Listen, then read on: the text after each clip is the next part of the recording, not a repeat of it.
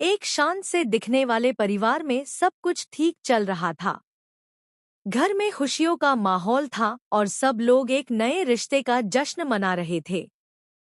लेकिन किसी को भी अंदाजा नहीं था कि यही शादी कुछ ही पालन में हर इंसान की जिंदगी को हमेशा के लिए बादल देगी। सबके चेहरों पर मुस्कान थी, लेकिन कुछ लोगों के दिल में ऐसे राज छुपे थे जो बाहर आते ही सब कुछ बर्बाद कर सकते थे। शादी की रस्में पूरी होते ही घर के एक कोने में दो लोग धीरे धीरे बात कर रहे थे। उनकी बातों से साफ लग रहा था कि वो किसी बड़े सच को सबसे छुपा रहे हैं। अनमेन से एक बार बार कह रहा था, अगर आज सच सामने आ गया तो सब खत्म हो जाएगा।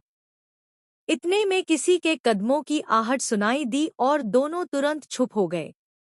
लेकिन उन्हें पता नहीं था कि उनकी बातों का एक हिस्सा किसी तीसरे इंसान ने सुन लिया था।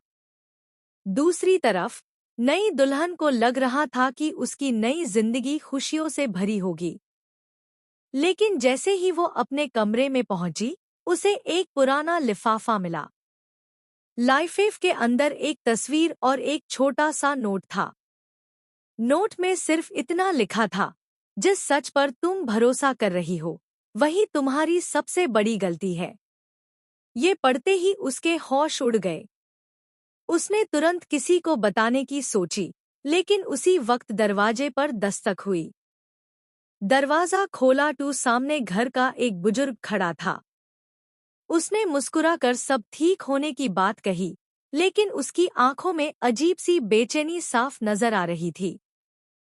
दुल्हन को महसूस हुआ कि घर का हर इंसान कुछ ना कुछ छुपा रहा है।